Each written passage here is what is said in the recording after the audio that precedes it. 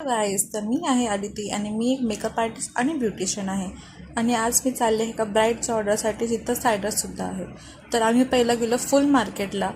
मी कल्याणची आहे, सो आपल्या कल्याणच्या फुल मार्केटला आम्ही गेलो आणि तिथून फुलं पिक केली. आम्ही ही फुलं आणि जिप्सी फ्लावर आणि रोजेस घेतले होते.